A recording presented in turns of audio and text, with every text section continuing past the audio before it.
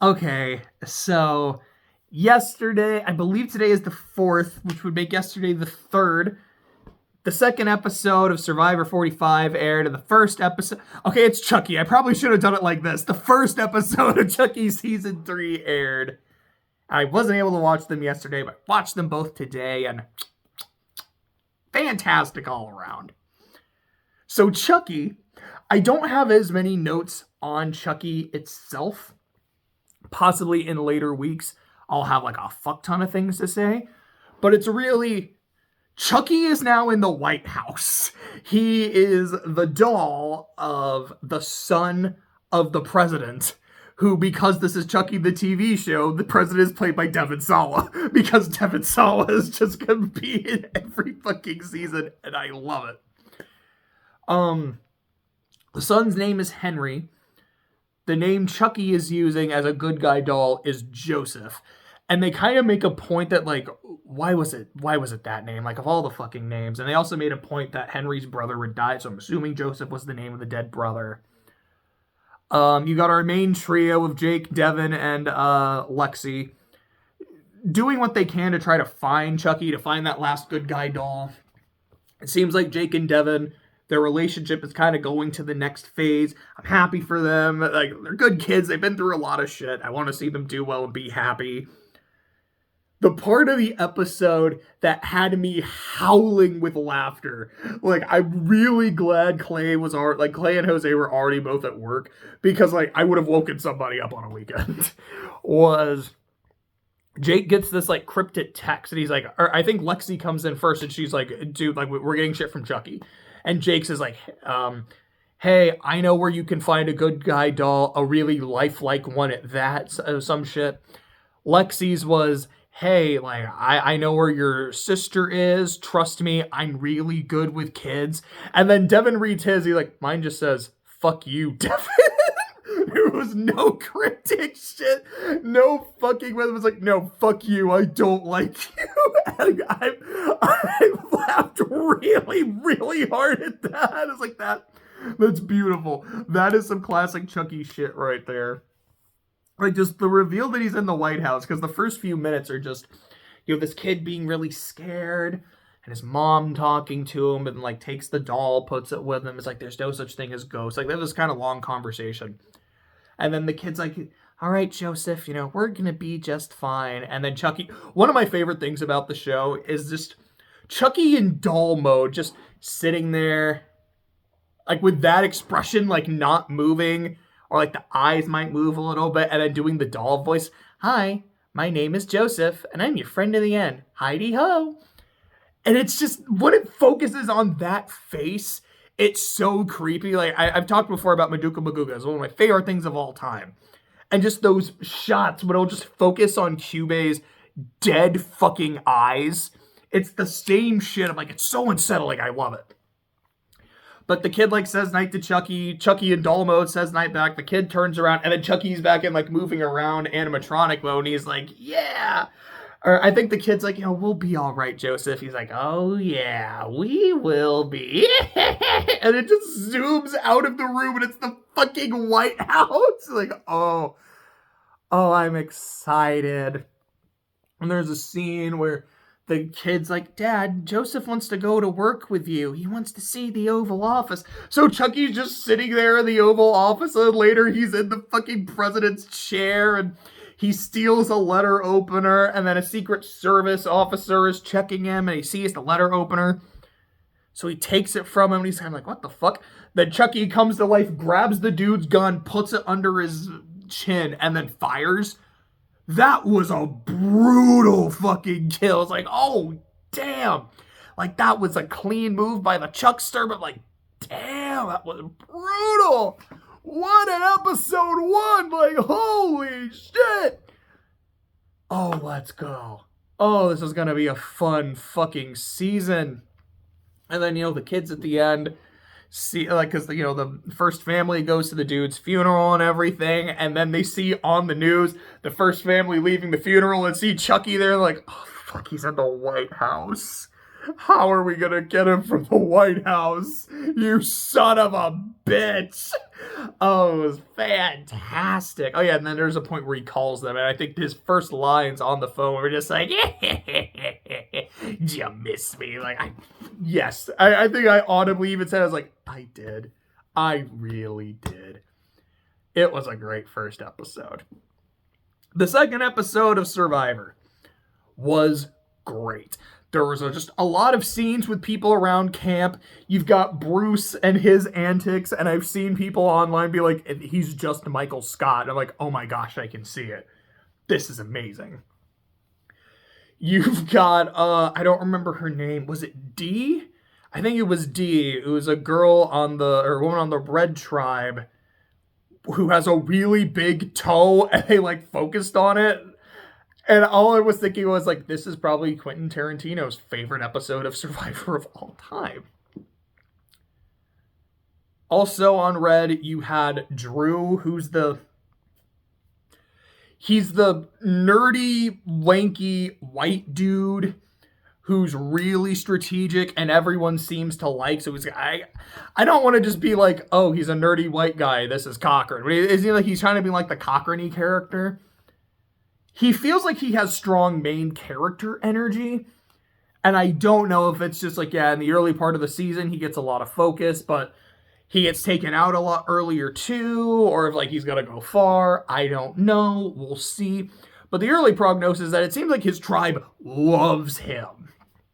Because like they do the journey thing where it's like 3 people go off and talk to each other, hang out, do a thing to get an advantage, and then you come back. Which, like, when he came back and he's like, yeah, everyone, like, I fucking did it. I got the thing. This is what I got. So, like, if we're in a situation, you got the safety without power advantage, which what it does is you play it before, I believe it's before votes it's before votes are cast, where you just leave tribal, you're safe. But there's no, you can't be voted out. He's like, yeah, like, I can give this to someone if it seems very clear that someone in our tribe is fucked. I can help you out. So he's like, yeah, I did the thing. I got the advantage. It's a communal advantage. Whether he really means that or not, it's always good to share. I suppose that's the thing. Like, it's good to let people know that you have shit because it might give you some insurance. They might be more willing to work with you. Also, when you say, I've got shit, it's like, cool, I know to play around this. Thanks, dude. It can really go both ways. The Luvu tribe. Is it Luvu or Lulu? I keep wanting to say Luvu. I'm like, that's a different season. Wasn't that like Green like a season or 2 ago? I don't know. I think it's the Lulu Losers. It was wonderful. You had Emily, who week 1 was the villain. She was just super negative. She was just like aggressive. Her tribe didn't like her. It seemed like the other tribes didn't like her. A lot of people online I had seen didn't really seem to like her. I was enjoying her. I thought she was a lot of fun. She gets like an immediate redemption in this episode and is so much more likable. Is actually like trying to foster relationships with her tribe. Like, this is so endearing. I feel so invested in this. It's like, I really hope you don't go. Then we have Brandon. The man who, a week ago, tried to run up a wall, fell, landed in the Family Guy death pose. Jeff yells, "You gotta dig deep, Brandon!" And then it just cuts to his soulless body. It was the funniest shit. Early on in the episode, he finds the Beware advantage, which is if you open this, you will get an idol. You might have to do some shit first, but you're going to have to do some shit, but you will have an immunity idol when it's all done. But until the idol is active, until you complete all your tasks, you cannot vote. There's definitely pros and cons. He gets it and says, he finds it with Savaya, and he's like, I don't want to open this because I don't want to lose my vote. Yes, it's like, I could gain something big. It is not worth what I'm risking. I was so happy to see someone say that. Because, like, it's almost like every fucking time someone gets a Beware advantage, they're like, man, this could be really helpful, but man, it'd be really dumb if I were to open this and lose my vote because, boy, we fucking need it tonight. I'm gonna open it anyways. Oh no, the thing I have to do is like really kind of bullshit. Fuck, I don't have a vote anymore. Yeah, whose fault is that? Like, what were you expecting, dumbass? Or when someone will go on the journey and they're like, I shouldn't because my vote's super important, but fuck it, I'm gonna do it. YOLO, right? Like, I'm here to play, I'm gonna play. It's like, there's a different, like, why does everybody want to be Brandon Staley? When it's 4th and 1, deep in your own territory, it's like, yeah, it's the same shit of like, I'm gonna go for it because I might get something big. Yeah, you might keep possession if you fuck it up. They're deep in your own territory and you're in field goal range by default. They might score and you might lose because of your dumb shit. I see it constantly in this new era of Survivor where people just want to play hard. They don't want to play smart. And it just bothers me. And granted, I'm not on there. I don't have the stresses of actually dealing with the paranoia or of being on the bottom or of like being hungry and being tired. I'm watching it like Hannah from the safety of my own living room. I would love to be out there. I've applied several times. But it is what it is. It's like, but why do the dumb shit? It helps to be smart. So Brandon's saying is like, I found it. I'm going to tell my ally. So she deals with the risk and I keep my vote, but I now know where the idol is. That's smart. I'm like, oh, I love that because that's the exact shit I've been thinking. I was like, if I were to find a beware advantage, that's what I would do. It's 100% what I would do. Good on you being a smart fucking cookie. Later in the episode, he goes on the journey with Drew and Bruce. Bruce goes, I don't want to fucking risk my vote. That's dumb. I'm not going to, because the thing was like, you have to do like a little puzzle. You have 3 minutes. If you get it right, you get an advantage. If you lose your vote. Bruce's like, no, I'm not doing it. It's not worth the risk. Drew's like, fuck it. I'm here. I'm going to do it. And he gets it. Brandon's like, I didn't grab the beware advantage because I would lose my vote if I fucked it up. But here, if I fuck this up, I lose my vote, but I'm going to do it. Okay, bud. Now, part of his reasoning is he's like, you know what? This is something solely for me. This is a puzzle. I'm great at puzzles. I can do this. He doesn't. The previous immunity challenge, he's on puzzle duty, and he's terrible. And at the end of the episode, they lose the immunity challenge because of the puzzle, and he was clearly the weak link. And granted, not everyone's good at puzzles. I'm dog shit at puzzles. I know this. But as his tribe even says, they're like, what does Brandon actually do? Like, he's a physical liability. He's told like he's the puzzle guy. That's thrice in a row. He's had a puzzle and he's actively fucked it up. You don't do anything in challenges, do you? No, you're our boy. We love you. We know like we've got someone who's really loyal in our corner. And that's great. But you're not going to help us win challenges, like, at all. So if we keep you, we're probably just going to lose again, and then we're going to have to cut you. And that's really sad. It's like, I don't want to, like, I'm making fun of him, like, I am. But it looked like he was having a great time, and I'm glad he had a great time. Like, I don't, unless someone is like a totally malicious fucking asshole scum of the earth, then I'm wishing you nothing but the best. I hope he had a great time. I hope he loves seeing himself. I hope he's able to laugh at himself, but not take any of this personally.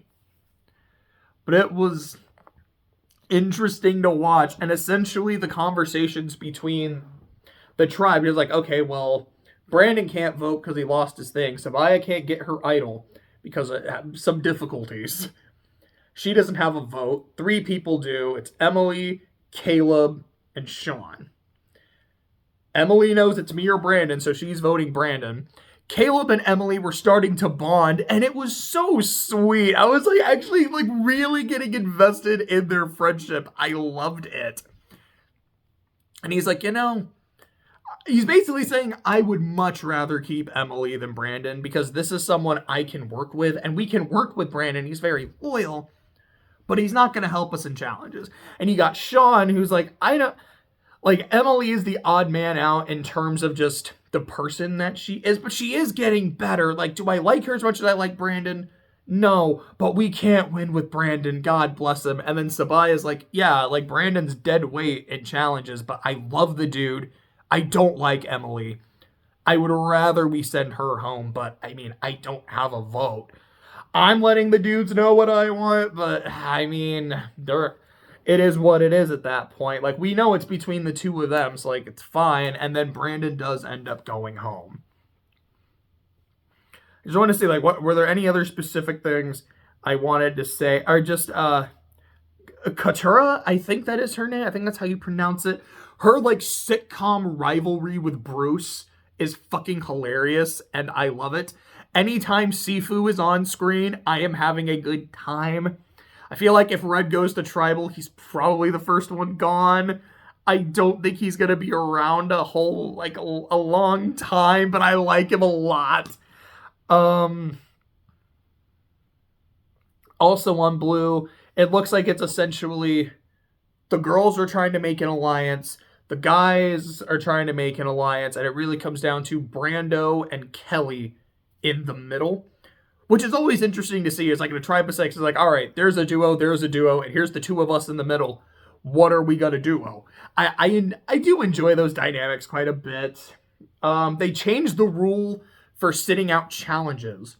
Because the rule is you can't sit out in back-to-back challenges, but it resets after Tribal Council. So it's essentially, if there's a reward and an immunity challenge, you can sit out one but not the other. Now, Jeff has just said, fuck it. It doesn't reset. Back-to-back challenges, you just can't sit out at all. It's like, that's going to be pretty big. So, we'll kind of see how that goes. And Jeff was cooking this episode. Just like some of his commentary. Because, generally Jeff commentary, especially in Tribal Challenges, like, you gotta dig deep. It's not over till it's over. Keep fighting. That's how you fight on Survivor. And this one, he's like, put them in the meat locker because they're done for. It's like, you guys need to just start thinking about who you're voting out tonight. Y'all are done. And then at Tribal, he's talking to Brandon. He's like, basically the way he's like, I don't want to talk about my life as if it's yours because we're different people. But the story that is being told, how everyone's like, we really like you. Like, you're terrible in challenges, but we want to keep you around because we like you. Like, I was really bad at sports too. I was on I wanted to join the basketball team. Like, I can make a left-handed layup to save my life. I didn't make the team, but they kept me around as the water boy because they loved me. You're basically their water boy. And then Brandon's like, I would love to be the water boy. And of course, I can't think of water boys without Bobby Boucher helping the Mud Dogs win the Bourbon Bowl. That was fucking great. And then at the end of the episode, Brandon gets voted out. He's like, all right, give me my hugs. I'll see everybody. This is still so cool. I'm so happy to be here. And then there's kind of a point where Jeff just says, like, get out of here. And on the one hand, it was almost kind of like you could argue it's like a nice kind of good-hearted, like, all right, get out of here. You had a good time. And there was also a little bit of, okay, come on, get out of here. Like, you've been voted out. You said your goodbyes. Just, can we go now? It was like, I heard a little bit of sassy Jeff in there, which is like, all right, that's 2 for 2 with sassy Jeff. Because you saw it when Hannah quit, the look on his face. He was still very nice. He was still very professional. But you could see that look of, we're doing this, huh? We're doing this day 2, huh? Okay. It's like, we got a little bit of the sass. We definitely got it in the challenge. And then when he's like, get out of here. Like, it was back again. But, Chucky in the White House is going to be a lot of fun. This season of Survivor, the 90-minute episodes feel like they're like, it really worked in this because there was just so much camp life and just getting to know the players and actually seeing these relationships form. I remember reading a comment, I was like, dude, I understood the group dynamics and like the alliances forming and kind of the tribe pecking orders before we even went to immunity. That just hasn't really happened in the new era so far. And it was so great to see. I was like, yes, it has. I loved it. Can't wait to see more next week.